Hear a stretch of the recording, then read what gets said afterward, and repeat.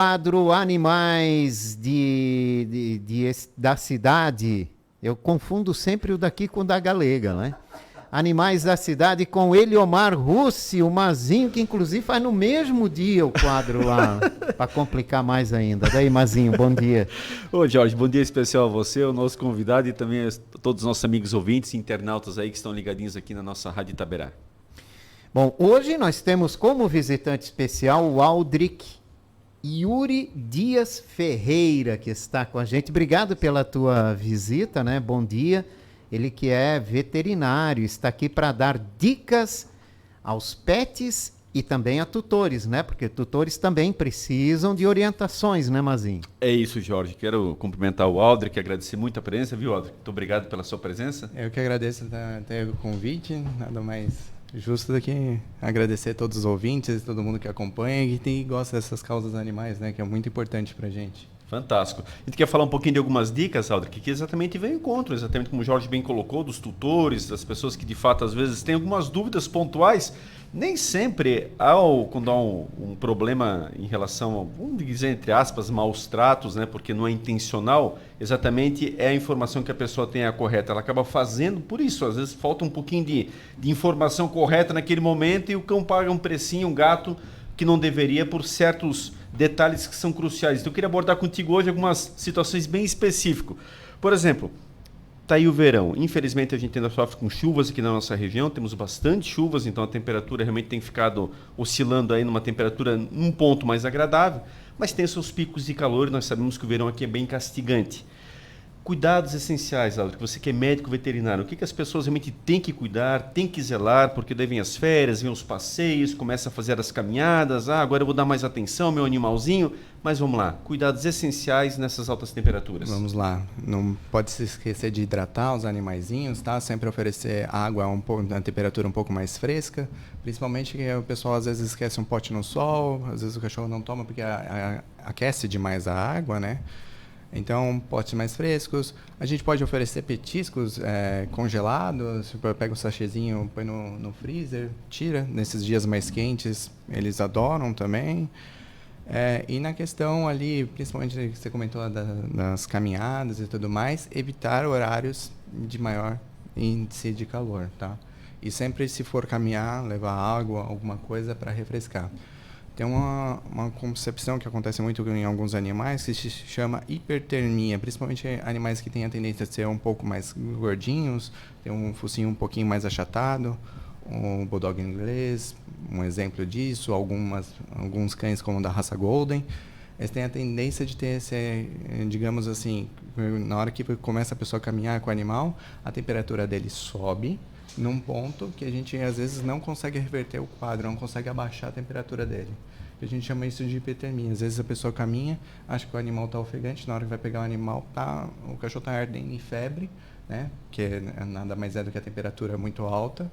E é um quadro bem complicado de conseguir reverter, tá? É como, vamos dizer no dito popular, um ser humano passar de 40 graus de febre, por exemplo, está ali naquela temperatura pico, vamos dizer assim, naquele momento. Isso, exatamente. Você tem que controlar imediatamente, você tem que entrar com algum anestésico, enfim. Sim, tem que abaixar a temperatura do animal. Em alguns casos bem exagerados, a gente põe no animal numa banheira ou algo assim, com gelo, para tentar realmente abaixar a temperatura dele. Isso a gente está falando em casos muito extremos, sim, né? Sim, mas pode ocorrer, né? Pode ocorrer. Principalmente, que nem eu falei, caminhada, né, nesses horários de pico, com sol intenso, ou evitar o máximo. Quando tem, sempre procurar sombra, água fresca sempre, para a gente ter um menor quadro de problemas possíveis. E também aqueles animais, também querendo ou não, a gente pode falar, aqueles animais idosos, né?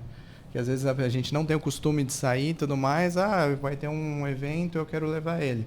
Então a gente tem que ir com mais cautela nesses animais ali acima de 10 anos, né? A gente está falando, se for raça grande, acima de 8, né? Já que raças grandes gigantes, que a gente está falando do São Bernardo, Dog Alemão, esses cachorros muito grandes, eles são idosos mais cedos. Perfeito. Eu vou fazer agora duas rápidas reflexões e vou fazer duas perguntas em cima disso que uma complementa a outra. Quando você falou ali até do geladinho e tal, me lembrou o zoológico de Pomerode, que tem uma tradição muito forte em congelar as frutas, fazer uma espécie de picolé para os animais. Isso sai em toda a imprensa, inclusive é muito bacana essa iniciativa nessas altas temperaturas. E aí me recordei que eu tinha muito hábito de exatamente botar cubos de gelo, por mais que a água esteja na sombra, mas meus cachorros adoravam isso. Eu botava alguns cubos de gelo dentro do pote de água deles, o que deixava mais tempo ela geladinha. Eu queria que tu comentasse, se, por favor, se fique muito à vontade, se está certo ou errado, aquela ânsia de querer fazer o melhor e às vezes nem sempre pode acontecer, mas fiz muitas vezes isso e eles adoravam. E aí, então a primeira pergunta é essa questão do gelo no pote. Outras pessoas eu sei que também fazem isso. E sorvete, o picolé, o que pode ser dado, por exemplo, os cachorros é muito comum, às vezes a pessoa está caminhando, vai lá e compra um picolé, não pode ser o cremoso, dá o de fruta, que era exatamente a tua opinião e evidentemente a tua especialidade técnica sobre isso. Vamos lá, na primeira questão ali, gelo, pode pôr, não tem problema nenhum. Tem alguns animais que às vezes não gostam dos cubos de gelos na água. Às vezes o gelo seco para ele às vezes é mais divertido. Então, congelar uma travessa ou algo assim de água, tem cachorro que gosta. Quando a gente fala em gatos, principalmente, o gato ele tem a tendência de não tomar muita água. Pessoalmente, tem gato meu que gosta que eu congele ali um pote de água e só desforme ele numa forminha, né? Tire ele ali e o gato fica lambendo o gelo em si, né? Tu põe ele...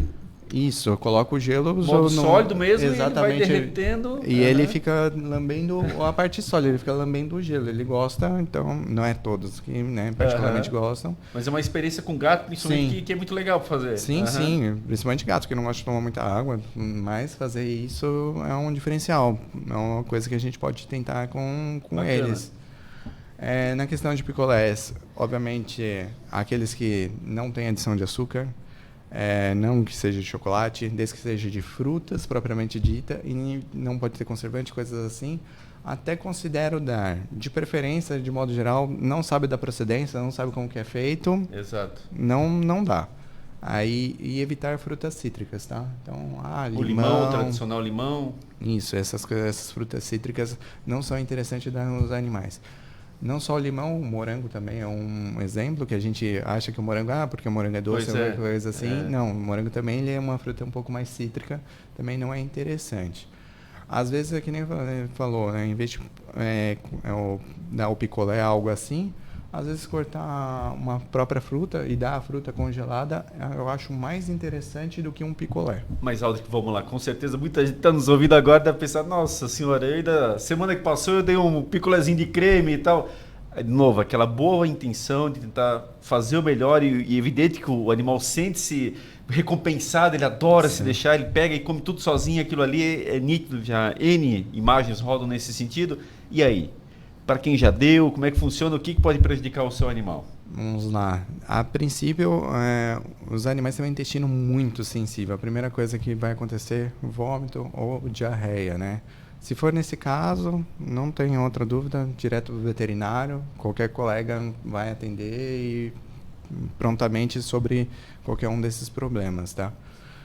Se você deu, dependendo da quantidade, talvez não vai fazer problema, o que é bom pra gente, que no caso a gente pode ficar um pouco mais tranquilo, mas isso depende muito da quantidade. Tem animal que é sensível, tem animal que às vezes comeu um pedacinho de nada, já vem aquela diarreia, já vem aquela coisa ruim, já vem vomitando, já vem passando mal, e tem outros animais que são um pouco mais resistentes e acaba não tendo tanto essa diferenciação.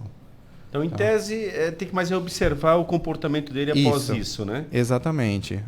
Porventura esqueceu em cima da mesa, o cachorro comeu ou algo assim, a gente tem que ficar um pouco mais atento, principalmente com crianças, né? Sim. Criança tá lá chupando picolé, dá pro cachorro, né? Dá pro cachorro, tá chupando pirulito, dá pro cachorro. Infelizmente, isso acontece.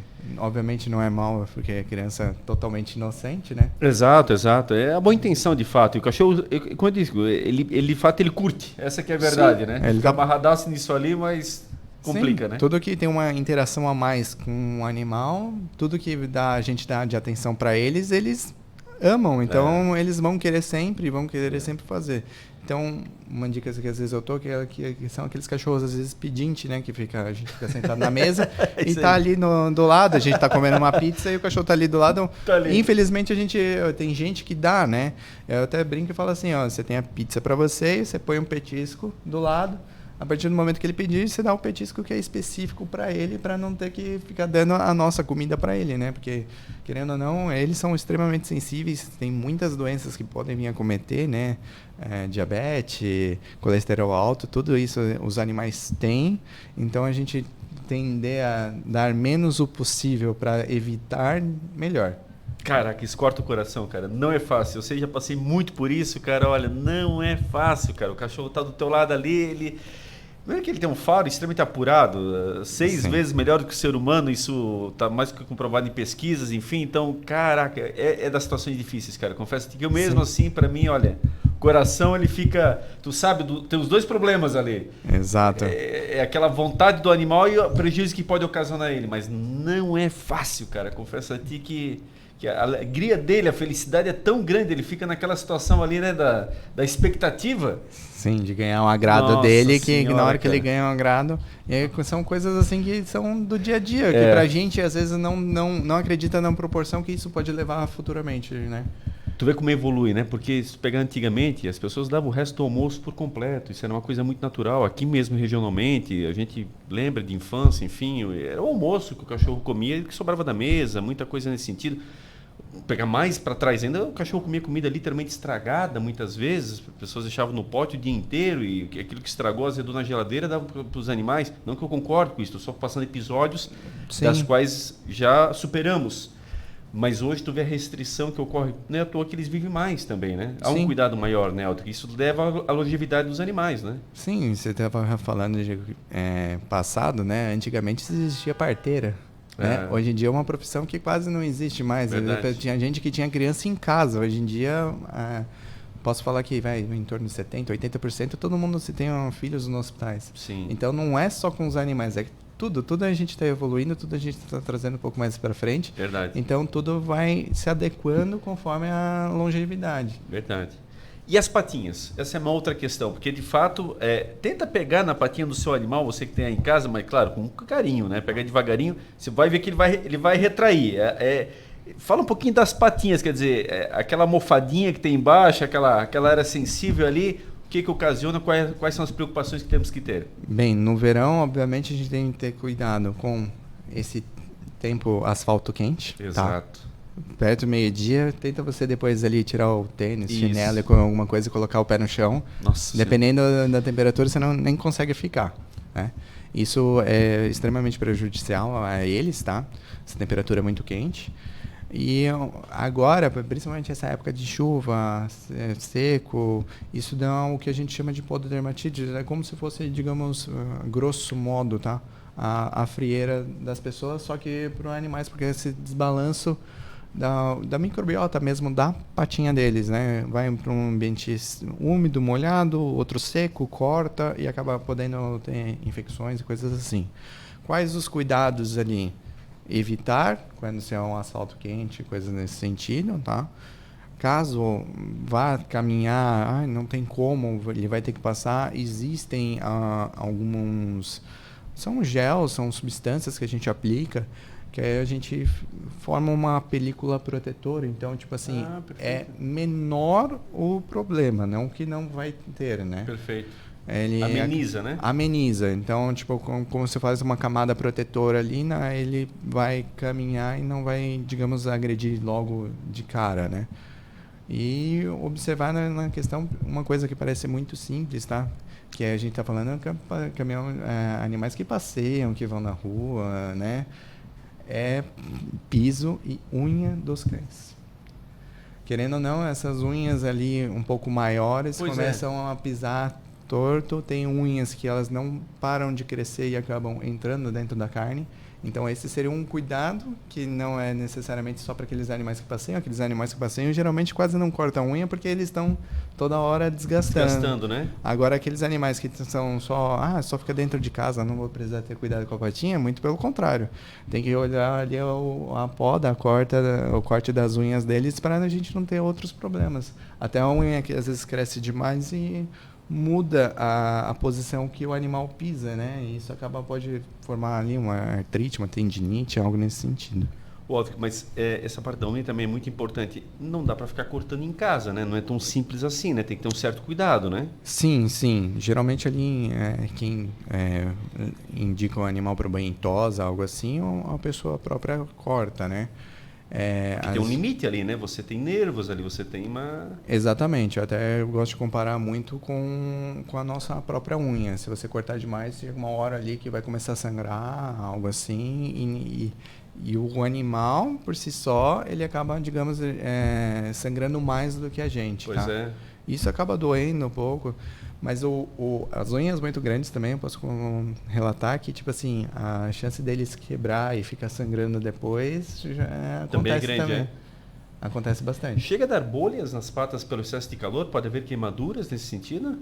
Queimaduras, sim, só que queimaduras deles é um pouco diferente da nossa por conta do jeito que é disposta a pele.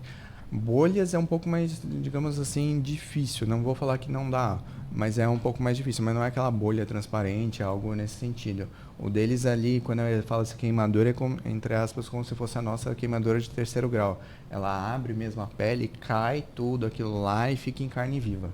Walter, tu vê com o tempo voando, já estamos indo para a reta final. Mas o Jorge tem uma pergunta, eu não posso deixar de fazer aqui. Ele é fã incondicional dos gatos. Aí ele pergunta aqui para mim, ele diz, olha, faz a pergunta lá que eu quero que tu faça. Por que os gatos adoram caixas? Olha, atenção, Jorge. Gatos são animais, de modo geral, solitários, né? E eles gostam de se sentir seguros, resguardados. Por isso que eles amam caixa, porque eles se sentem mais confortáveis. E, querendo ou não, é um ambiente mais quentinho, mais próximo. Por isso que eles gostam bastante das caixinhas ali. Muitas caixas na sua casa, Jorge. Você gosta de caixa porque é chato, né? É ou não é? Não, ele gosta mais da caixa do que o brinquedo que está dentro dela. Olha aí, ó. Pois é, o cidadão vai lá, gasta uma grana com brinquedo, aí chega em casa, tira uma sacola, cai no chão. Muito bom. O gato nem dá bola pro brinquedo lá de não sei quanto que ele gastou. E vai lá, fica com a sacola. E tu não consegue mais tirar a sacola do gato, que ele não deixa. Isso é bem clássico, né? Pior Sim, que é, né? claro. Eu acho que o gato é muito esperto, sabe? Ele tem muita personalidade. Não, todos os animais têm toda a personalidade, cada um é de um jeito, né? É impressionante isso. Mas realmente ali na questão da sacola é mais questão de barulho, tato, o jeito que se movimenta é diferente para eles, né? Mas é porque eu digo isso, Aldo, porque assim, muitas vezes, e na maioria das vezes, vamos lá, o cachorro mesmo, você chega em casa e ele vem ao teu encontro. Se ele tá ali, o gato fica na dele, cara. O gato dificilmente ele vai se movimentar, ele vai até ti, ele não tá nem aí. É nesse ponto que eu me refiro, entende? Sim. Eu sempre digo que o Garfield, do desenho, ele retrata muito bem, cara. Né? Todo esse, pode ver que tem o Garfield, tem o Odd ali, que é o cachorro, Sim. e olha a diferença entre os dois. É ele que domina, inclusive. Sim. Mas eu vou relatar assim que tem a grande maioria, sim, mas tem uns que são tão brincalhões quanto o cachorro, né? Tem, né? Isso é impressionante. Agora, isso muda de raça? Ou é, Vamos lá. ou é o ambiente que O ambiente auxilia. faz o gato ser mais vadio, mais agitado? Não, isso tem tudo tendências. Obviamente, assim, raças que têm a tendência de ser mais calmos e tranquilos. A gente falando de gato ali, né, parte do persa, tem essa tendência. Agora, se siamesas tem a tendência de ser um pouco mais agitado. Mas isso nada impede de um gato persa ser hiper agitado, como um siamês calmo, tranquilo, zen. Tem a tendência, né? A gente tem as características que dão aquela tendência, mas tem a personalidade individual que isso não altera, tá? Sabe uma pergunta que muita gente se faz? O que é melhor ter em casa, um gato ou um cachorro? Eu falo, tem os dois. É difícil.